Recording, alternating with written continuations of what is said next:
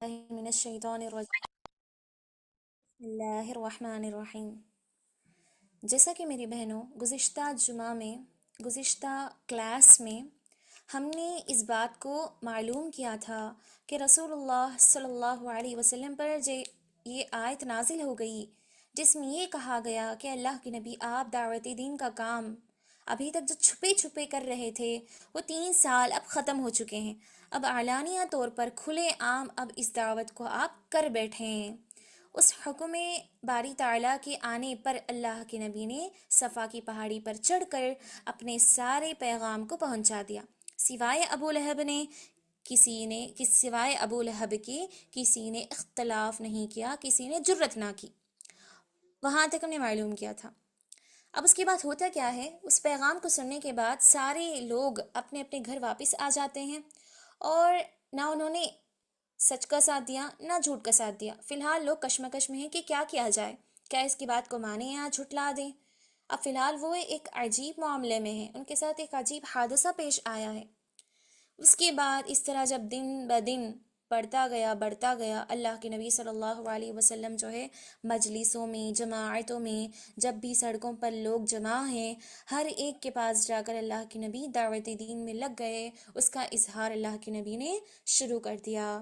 آپ صلی اللہ علیہ وسلم کتاب کی آیتیں پڑھتے، کھول کھول کر بیان کرتے، اور جو پچھلے رسول آئے ہیں، گزر چکے ہیں، ان انبیاء اور ان کے پیغامات اور ان کے واقعات کو بھی کھول کھول کر اللہ کے نبی بیان کیا کرتے تھے۔ یا قوم اعبدوا اللہ ما لکم من الہ غیرہ، اے لوگوں دیکھو، ہر نبی کا پیغام یہی ہے، نہ صرف میرا بلکہ ہر نبی کا پیغام بھی یہی ہے کہ اے میری قوم میری ہی عبادت کرو۔ اللہ تعالیٰ کہتا ہے اعبدوا اللہ، اے میرے لوگ میری عبادت کرو، میرے سوا کسی کو شریک نہ کرو۔ اسی ایک مقصد کے لیے اللہ سبحانہ وتعالیٰ نے ہر ایک نبی کو بھیجا ہے، اسی لیے اللہ سبحانہ وتعالیٰ نے مجھے بھی بنا کر اس امت کا آخری نبی اور آخری رسول بنا کر بھیجا ہے۔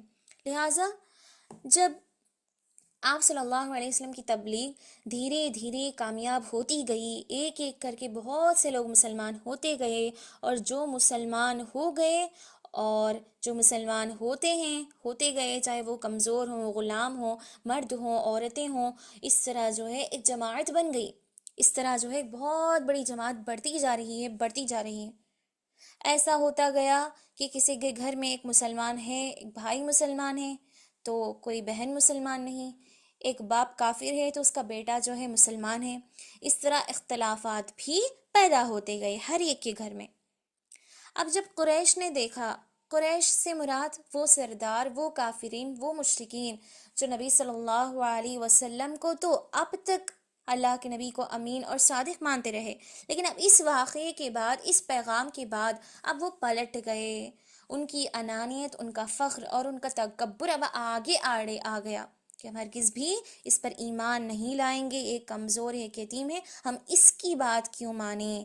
ہم تو سردار ہیں، ہم تو مالدار ہیں، ہم تو دولت مند ہیں، ہمارے لیے مقام اور مرتبہ ہے، اللہ تعالیٰ نے ہمیں اس نبوت سے، رسالت سے سرفراز کیوں نہیں کیا؟ ہم اس کی بات کیوں مانیں؟ اگر مان بھی لیتے ہیں تو اس کی جماعت میں ہرگز بھی شامل نہیں ہو سکتے۔ اگر ہم اس کی بات کو مان کر، اس پیغام کو قبول کر کر مسلمان ہو بھی جائیں تو ہمیں کیسا ہوگا ہمارے ساتھ کہ ہم ان کمزور، ان غلام، ان لوڑیاں جو ہمارے نیچے ہیں، ہمارے ماتحت ہیں، ہمارے نیچے ہوتی ہیں، ان کے ساتھ ہم اٹھتے بیٹھنے شروع کر دیں گے۔ یہ جو چرواہے ہیں، بکریاں چرانے والے، یہ جو کمزور ہیں، مزدوری کرنے والے، یہ جو بیوہ عورتیں ہیں، جو لونڈیاں، یہ جو غلام ہیں، جو ہمارے آس پاس ہوتے ہیں ہر دن، کیا ہم اسلام قبول کر کے، مسلمان ہو کر ان کے ساتھ اٹھتے بیٹھتے رہیں گے؟ یہ ہرگز ممکن نہیں۔ ان کی انانیت، ان کا فخر ان کے آڑے آ گیا، اور وہ ہرگز بھی جو اللہ کے نبی کے دین کو نہیں اپنا پائی، ان کی بد نصیبی تھی۔ ایسے سارے لوگوں کی ایک جماعت تھی، ایسے سارے غلط خیالات رکھنے والے جمع ہو گئے، جن میں اکثر سردار ہی تھے۔ وہ روزانہ اب جو ہے میٹنگ شروع کرنے لگے، ان کے یہاں جو ہے روزانہ میٹنگ ایک طے ہوتی تھی کہ کیا کیا جائے، اب اس معاملے کا کیا کیا جائے۔ لوگ دن بدن مسلمان ہو رہے ہیں، آگے بڑھ رہے ہیں، ایک بندہ ایسا ہے کہ لوگ اس کی باتوں میں آ رہے ہیں، لوگ آپس میں جو ہے یہ اختلافات پیدا کر رہا ہے، لوگوں کے گھر میں ہر کوئی جو ہے جھگڑا پیدا کر رہا ہے آپس میں، گھروں میں کوئی مسلمان ہے کسی کے گھر میں تو دوسرا کافر ہے، اس طرح جو ہے لوگوں نے اب طے کیا کہ کس طرح اس معاملے کو روکا جائے۔ اب یہاں سے نبی صلی اللہ علیہ وسلم اور صحابہ کے خلاف کافرین کی، ان مشرکین کی چال بازیاں شروع ہو گئیں، ان کی تدابیر، ان کی چال بازیاں، ان کی چالیں، ان کا مکر و فریب کہ کس طرح اس کام کو، اس دعوت کو روکا جائے۔ یہاں سے اگر دیکھا جائے تو بڑا دلچسپ ہے، آپ سبھی غور سے سنیں۔ اب یہی سلسلہ جاری رہا، وہ سوچتے گئے کہ کیا کرنا ہے، اور ویسے بھی حج کے دن قریب آ چکے تھے۔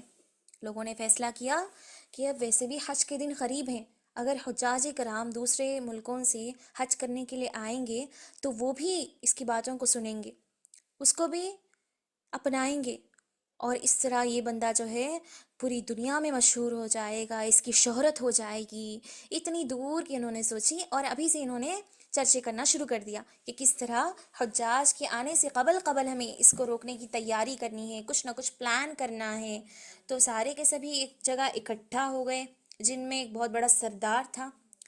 وہ سردار بھی تھا، اپنے زمانے کا معزز تھا، جس کی عزت کی جاتی تھی، مرتبے والا تھا، اولاد، مال و دولت سب کچھ تھا اس کے پاس، اور سب سے بڑھ کر عمر رسیدہ تھا، بڑا بزرگ تھا جس کی بات مانی جاتی تھی۔ سردار ہے، کافر اور مشرک ہے باقاعدہ۔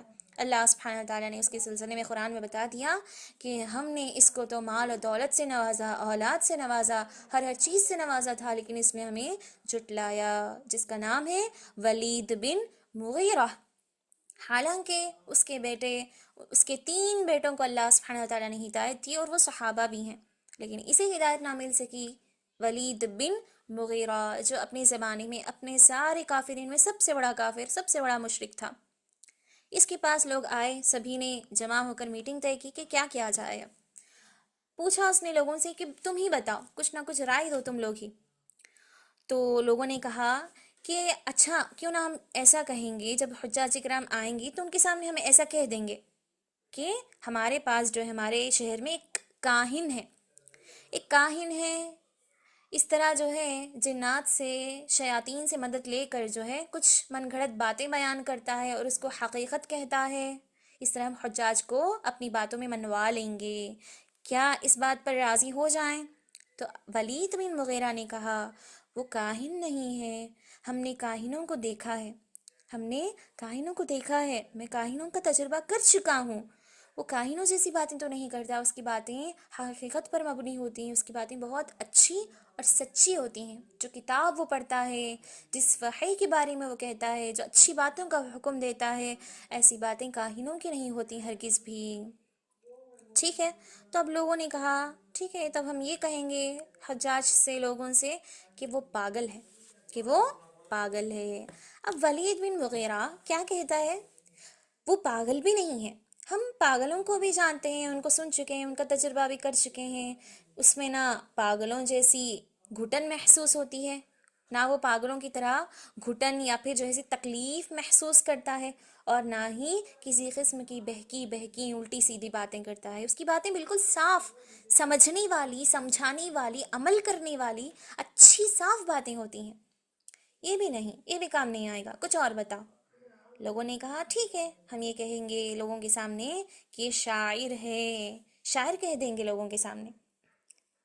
وہ شاعر بھی نہیں ہے، ولید بن مغیرہ نے کہا وہ شاعر بھی نہیں ہے، کیونکہ ہمیں تو شعر و شاعری کی ساری باتیں معلوم ہیں، شعر و شاعری کیسی ہے، اس میں کیسی باتیں ہوتی ہیں، اس کی کیا اقسام ہے، وہ ساری باتیں ہمیں معلوم ہیں، اور وہ شاعر نہیں ہو سکتا ہرگز بھی، سبحان اللہ۔ کافرین دیکھیں یہاں پر، حالانکہ وہ حقیقت کو جانتے ہیں لیکن جھٹلا رہے ہیں اس کو۔ تو لوگ کہتے ہیں اچھا تم آخر یہی کہہ دیں گے کہ وہ جادوگر ہے، وہ جادوگر ہے۔ ولید بن مغیرہ کیا کہتا ہے؟ وہ جادوگر بھی نہیں ہے، ہم نے جادو کو بھی دیکھا ہے، اور جادوگر سب کو دیکھتے ہیں، ہمیں جادو بھی معلوم ہے اور جادوگروں کو بھی ہم جانتے ہیں، نہ اس میں جھاڑ پھونک ہے اور نہ ہی گرہ بندی، کسی طرح کی گھاٹیاں لگا لگا کر جو ہے وہ اس طرح جادو نہیں کرتا، اور نہ ہی جو ہے وہ جھاڑ پھونک کر کے اپنے بس میں لوگوں کو لے لیتا ہے، بلکہ کھلے عام جو ہے نصیحت کر رہا ہے، لوگ اس کی باتوں میں آ رہے ہیں۔ یہ نہ جادو ہے، نہ شاعری ہے، نہ کہانت ہے، نہ پاگل پنتی ہے، کچھ بھی نہیں ہے۔ اب لوگوں نے کہا آخر اب ہم کیا بتائیں گے، تب ہم کیا کہیں گے، ساری غلطیاں اس کے پاس موجود نہیں ہیں، تو اب کہیں گے کیا لوگوں سے، اس کی دعوت سے کس طرح لوگوں کو ہم روکیں، کس طرح رکائیں ہم۔ اب کہتا ہے ولید بن مغیرہ، واللہ اس کی بات میں مٹھاس ہے، اس کی بات میں ایک قسم کی مٹھاس، پاکیزگی، ایک قسم کی تازگی اور رونق ہے، اس کی باتیں ایسی ہوتی ہیں کہ جو سنتا ہے اس کی باتوں میں آ جاتا ہے، وہ ہرگز بھی غلط نہیں کہتا، جو وہ کہتا ہے بالکل واضح طور پر بتا دیتا ہے، وہ ہرگز بھی غلط نہیں ہے، وہ ایک قسم کا جادو ہی ہے، اس کی بات میں ایک قسم کا جادو ہی ہے، کیونکہ وہ اس بات کے ذریعے سے باپ بیٹے میں، بھائی بھائی میں، شوہر بیوی میں، خاندان میں تفرقہ، اختلاف، جھگڑا پیدا کر دیتا ہے۔ اس لیے یہ بات طے ہو گئی کہ لوگوں کو بتا دیں کہ یہ جادوگر ہے، یہ جادوگر ہے۔ اس طرح جب حج کے دن آ گئے، لوگوں کو انہوں نے بہکا دیا کہ ایک ہے ہمارے پاس جادوگر جو بہکی باتیں کرتا ہے، اپنی جادو میں بنا لیتا ہے سبھی کو، آپ اس کی باتوں میں ہرگز بھی نہ لائیں۔ اب یہاں پر نبی صلی اللہ علیہ وسلم اور مسلمان بھی اپنی دعوت میں آگے ہیں، انہوں نے اپنی مشن کو نہیں چھوڑا۔ جب یہ اپنی مشن میں آگے ہیں روکنے کے لیے، تب یہ بھی آگے بڑھانے کے لیے تو بھی جو ہے بہت آگے ہیں یہ بھی۔ ہاں، نہ صرف اللہ کے نبی بلکہ آپ کے صحابہ، آپ کی مسلمانوں کی یہ ٹیم ہر جگہ رہتی ہے، ہر جگہ تھی، حجاج اکرام کے پاس بھی، عام لوگوں کے پاس بھی، مسافرین کے پاس بھی، ہر ایک نے ہر ایک طریقے سے سمجھایا، جنہیں سننا تھا انہوں نے سنا، جنہیں نہیں سننا تھا انہوں نے قبول نہیں کیا۔ لیکن جب حج کے دن ختم ہو گئے تو نبی صلی اللہ علیہ وسلم کا چرچا پوری دنیا میں پھیل گیا، ہر ملک میں پھیل گیا، اس طرح اللہ کے نبی کا چرچا پھیل گیا، مشہور ہو گئے۔ کیوں؟ وہ اس طرح کے لوگ قبول کریں یا نہ کریں حجاج اکرام، یہ مسافرین جا کر ہر ایک شہر میں اپنا اپنا جو ہے چرچا کرنے لگے باقاعدہ۔ یہ کسی نہ کسی طرح جو ہے یہ معاملہ ختم ہوا، اب حج کے دن ختم ہو گئے، لیکن اب کیا صرف مسافرین کو روکنا تھا، حجاج اکرام کو روکنا ان کا مشن تھا؟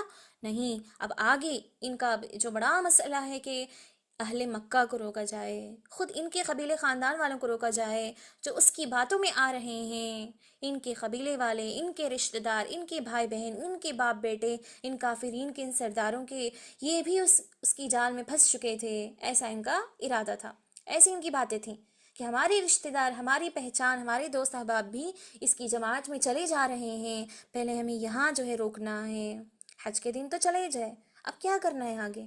اب مزید تدبیریں اپنا رہے ہیں، مزید جو ہے تدبیریں اپنا رہے ہیں، مزید پلاننگز چل رہی ہیں ان کی، کس طرح روکے لوگوں کو اس کی بات سننے سے۔ سب سے پہلا قدم انہوں نے اپنایا ہنسی مذاق اڑانا، استہزاء کرنا، مذاق اڑانا۔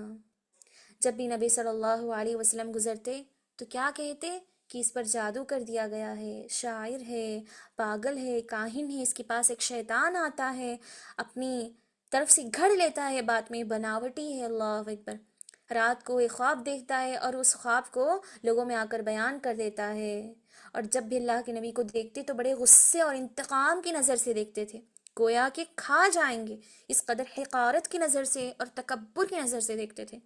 یہ ان کی ہنسی مذاق تھی، اللہ اکبر۔ جب صحابہ کو دیکھتے تو یہ کہتے بڑی فخر انانیت سے کہ یہ لو، تمہارے زمین کے بادشاہ آ گئے، ارے یہ کیا یہی ہے جن کے بارے میں اللہ نے کہہ دیا کہ یہ جنتی ہیں، جن کے بارے میں اللہ نے اتنا احسان اتار دیا، اللہ اکبر۔ چونکہ صحابہ جو مسلمان ہوئے تھے ان میں اکثر اس وقت جو ہے کمزور صحابہ تھے، جو غلام ہوا کرتے ہیں، بکریاں چروانے والے چرواہے، ایسے کمزور صحابہ ہی جو ہے اس وقت مسلمان ہوئے تھے، اس لیے لوگ جو یہاں پر مذاق اڑا رہے ہیں صحابہ کا کہ اتنے کمزور لوگ ہی جو ہے اس کی جماعت میں جا رہے ہیں، اس کی حامی بھر رہے ہیں، اللہ اکبر۔ ان مشرکین کی ہنسی مذاق، اس طعنہ زنی کا اس قدر نبی صلی اللہ علیہ وسلم کی طبیعت پر، آپ کے جسم پر پڑھا کہ اللہ تعالیٰ متاثر ہو گیا آپ کی اس حرکت سے، آپ کی اس طبیعت سے، اللہ تعالیٰ کو معلوم ہو گیا کہ اللہ کے نبی کو کس قدر تکلیف پہنچی رہی ہے، کس قدر آپ اذیت محسوس کر رہے ہیں مشرکین سے اور ان کی باتوں سے، نہ صرف اللہ کے نبی کو بلکہ دیگر صحابہ اور مسلمانوں کو جو باتیں ہو رہی ہیں ان باتوں کی تکلیف بھی اللہ کے نبی کو ہو رہی تھی۔ اسی وقت کافی ساری آیتیں اللہ سبحانہ وتعالیٰ نے نازل فرما دی. وَلَقَدْ نَعْلَمُ أَنَّكَ يَضِيقُ صَدْرُكَ بِمَا يَقُولُونَ. اے نبی ہمیں معلوم ہے کہ یہ جو باتیں لوگ کہہ رہے ہیں آپ اور آپ کے بارے میں، آپ کی جماعت کے بارے میں، ہمیں معلوم ہے کہ آپ کا دل تنگ ہوتا جا رہا ہے. أَنَّكَ يَضِيقُ صَدْرُكَ، ان بدگمانیوں سے، بدسنیوں سے، طعنہ زنی سے، ہنسی مذاق سے آپ کا دل جو ہے، آپ کا سینہ تنگ ہو رہا ہے، آپ گھٹن محسوس کر رہے ہیں، ہمیں معلوم ہے. فَسَبِّحْ بِحَمْدِ رَبِّكَ وَكُن مِّنَ السَّاجِدِينَ. اسی لیے اے نبی آپ بس اللہ تعالیٰ کی تعریف بیان کرتے رہیں، اس کی حمد بیان کرتے رہیں، اس کی عبادت ہی کرتے رہیں اور سجدہ کرنے والوں میں سے ہو جائیں. اب ہرگز بھی جو ہے اس طرح مایوس نہ ہوں. اللہ تعالیٰ اپنے نبی کو بار بار آیتیں نازل کر کے تسلی دے رہا ہے. وَاعْبُدْ رَبَّكَ حَتَّى يَأْتِيَكَ الْيَقِينُ. اے نبی آپ جو ہے موت کے وقت تک، جب تک کہ آپ کی سانس چل رہی ہو، آپ جو ہے میری عبادت کرتے رہیں، ہرگز بھی حق سے پیچھے نہ رہیں.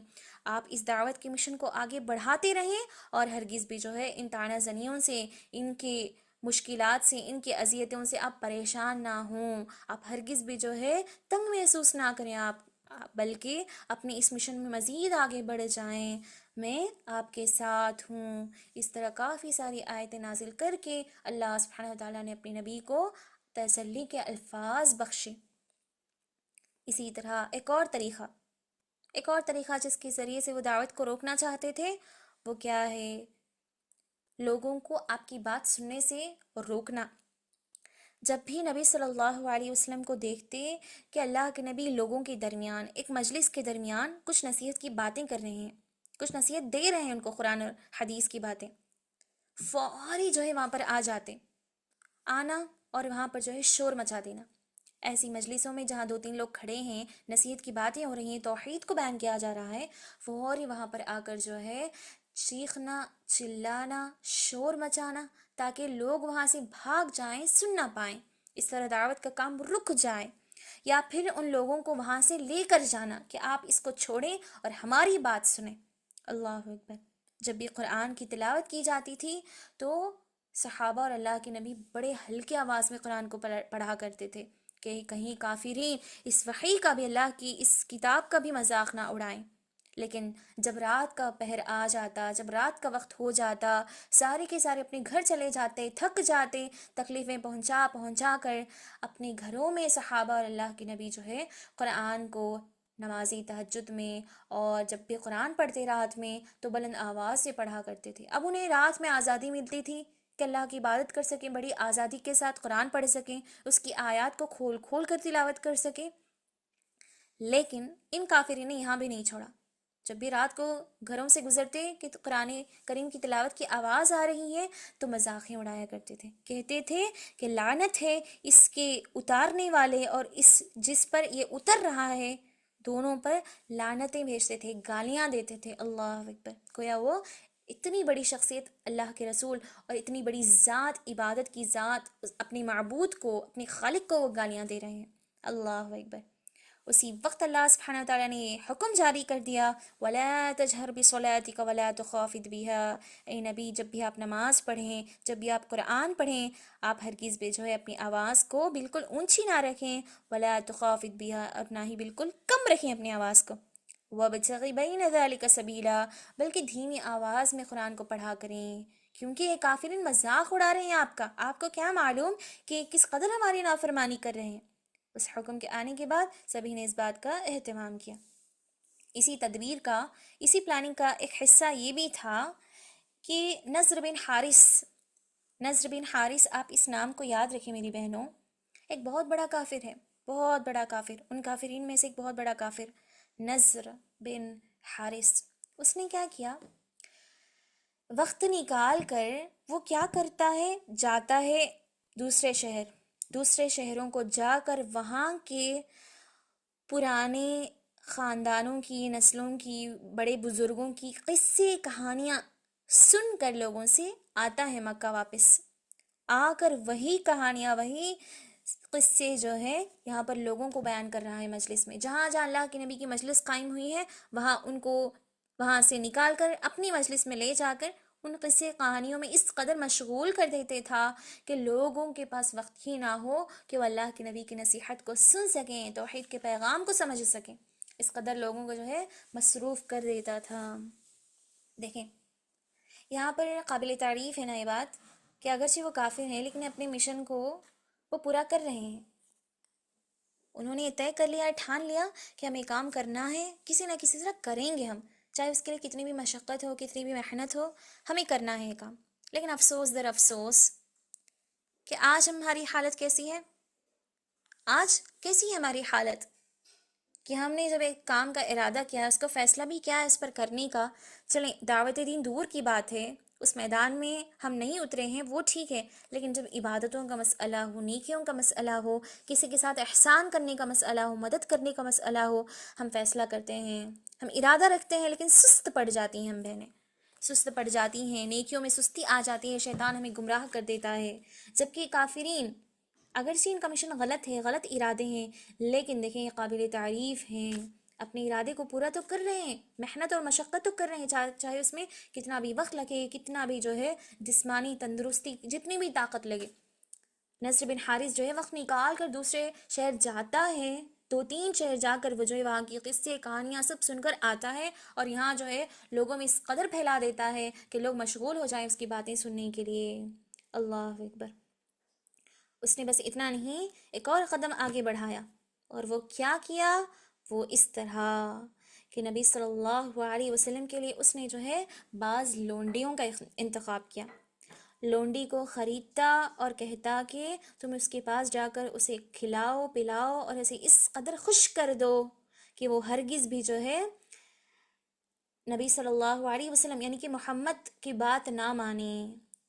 لونڈیوں کو خرید کر باقاعدہ لوگوں کے پاس بھیجا کرتا تھا، لوگوں کے پاس بھیجا کرتا تھا کہ ہرگز بھی نبی صلی اللہ علیہ وسلم کی بات کو نہ مانا جائے، نہ سنا جائے، مسلمان نہ ہو ہرگز بھی۔ اس طرح لوگوں کا انتخاب کر کے، لونڈیوں کا انتخاب کر کے وہ جو ہے ان غلط راستوں کا اپنا کر، انہیں لالچ دے کر، نفسیاتی خواہشات میں مبتلا کر کے خرید کر لونڈیوں کو باقاعدہ۔ اسی وقت اللہ سبحانہ وتعالیٰ نے آیت نازل فرما دی سورہ لقمان کی، وَمِنَ النَّاسِ مَن يَشْتَرِي لَهْوَ الْحَدِيثِ لِيُضِلَّ عَن سَبِيلِ اللَّهِ بِغَيْرِ علم۔ بعض لوگ ایسے ہیں جو کھیل کود کی، تماشوں کی، فتنوں کی بات کو خریدتے ہیں۔ بعض لوگ اللہ کے نافرمان ایسے ہیں جو کھیل کود کی، ان بے حیائی کی باتوں کو خریدتے ہیں، لیضل عن سبیل اللہ بغیر علم، تاکہ لوگوں کو علم کے بغیر، بغیر کسی جانکاری کے اللہ کے راستے سے گمراہ کر سکیں لوگوں کو، اس لیے وہ ایسا کر رہے ہیں۔ وَيَتَّخِذُهَا هُزُوًا، اور لوگوں نے اس دین کو مذاق بنا رکھا ہے، نبی صلی اللہ علیہ وسلم کی نصیحتوں کو، آپ کی شخصیت کو مذاق بنانے کے لیے ان بے حیائی کی چیزوں کو خرید کر وہ لوگوں کو گمراہ کر رہے ہیں۔ یہ آیت اللہ تعالیٰ نے نازل فرما دی، اولئک لہم عذاب مہین، ایسے ہی لوگوں کے لیے ہم نے رسوا کن عذاب تیار کر کے رکھا ہے، ایسا عذاب جس میں ایسے بندے ذلیل اور رسوا ہو کر رہیں گے قیامت کے دن۔ آج ان کے پاس عزت ہے، مقام ہے، مرتبہ ہے، سرداری ہے، سب کچھ ہے، لیکن قیامت کے دن ایسے لوگوں کے پاس ذرا برابر عزت نہیں رہے گی، رسوا ذلیل کرنے والا عذاب اللہ تعالیٰ نے ایسے لوگوں کے لیے تیار کر کے رکھا ہے۔ اللہ اکبر۔ ایسے چالیں وہ اپنایا کرتے تھے، دیکھیں ہنسی مذاق اڑانا، لوگوں کو آپ کی بات سننے سے روکنا۔ اسی طرح ایک اور ان کی تدبیر کا حصہ یہ بھی تھا کہ شک پیدا کرنا، شکوک اور شبہات پیدا کر دینا۔ جو لوگ مسلمان ہو جاتے یا پھر جو مسلمان ہونے کے قریب ہیں، جو بھی اللہ کے نبی کی باتوں کو سنتے، ان کے پاس فوری جا کر یہ بتا دینا کہ یہ کیا ممکن ہے، جس کی یہ بات کر رہا ہے، جس طرح ابھی تم لوگوں نے سنا ہے کہ ہمارے لیے موت آئے گی، موت کے بعد اٹھائے جائیں گے، جب ہڈیاں گل جائیں گی، اموت ثم بعث ثم حشر، جب ہڈیاں گل جائیں گی، بھلا جب ہم مر کر مٹی ہو جائیں گے، ہڈیاں ختم ہو جائیں گی ہماری، تو کیا ہمیں اٹھایا جائے گا دوبارہ؟ کیا نہ صرف ہم بلکہ ہمارے باپ دادا جو پچھلے گزر چکے ہیں، کیا وہ بھی زندہ ہو جائیں گے؟ یہ تو بڑی دور کی بات ہے، عقل بھی اس کو تسلیم نہیں کرتی، ہماری عقلیں بھی اس کو قبول نہیں کریں گی۔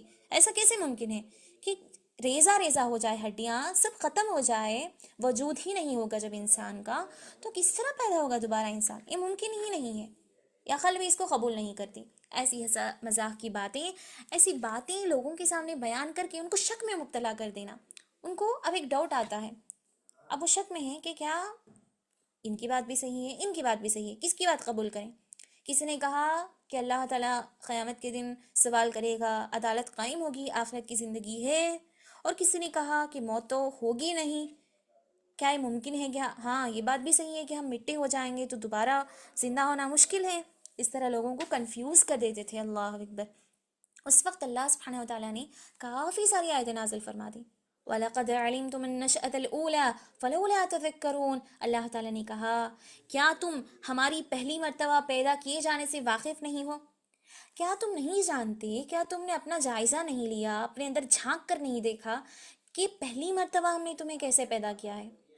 اب جو پہلی مرتبہ پیدا کر کے تم اپنے آپ کو دیکھ رہے ہو، جس طرح ہم نے ایک جسم میں روح کو ڈھال کر ایک ڈھانچہ بنایا ہے، تو اس سے نصیحت حاصل کر کے سمجھو کہ ایک مٹی سے کسی کو بنایا جا سکتا ہے، تو اس کو ریزہ کر کے دوبارہ پیدا بھی کیا جا سکتا ہے۔ ایسی طاقت، ایسی قدرت اللہ تعالیٰ کے اندر موجود ہے۔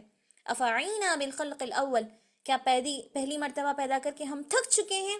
اللہ تعالیٰ یہاں پر سوال کر رہا ہے، افعینا بالخلق الاول، کیا پہلی مرتبہ پیدا کر کے ہم تھک گئے ہیں کہ دوبارہ پیدا نہیں کر سکتے، ممکن نہ ہو ہمارے لیے؟ کہ ہم انسان ہی تمہاری طرح؟ بل ہم فی لبس من خلق جدید، بلکہ یہ ضرور ممکن ہے، بلکہ ایسا ضرور ہو سکتا ہے، ایسا ممکن ہے۔ یہ لوگ یہ سمجھتے ہیں کہ یہ تو بڑی دور کی بات ہے، پاسبل ہی نہیں ہے کہ دوبارہ پیدا نہیں کیا جا سکتا، موت، زندگی، آخرت، جنت، جہنم، ایسا ہوگا نہیں۔ اللہ تعالیٰ نے اس کا جواب اپنی کئی ساری آیات میں دیا ہے۔ تو لوگوں کو اس طرح بھی گمراہ کرنا کہ انہیں کنفیوز کر دینا تاکہ وہ اسلام قبول ہی نہ کر لیں، اگر کر بھی لیتے ہیں تو دوبارہ جو ہے واپس آ جائیں، اسلام سے نکل جائیں۔ تو اس طرح جو ہے نبی صلی اللہ علیہ وسلم کے جب مشن کا آغاز ہو گیا تو ان کے مشن کا بھی آغاز ہو گیا۔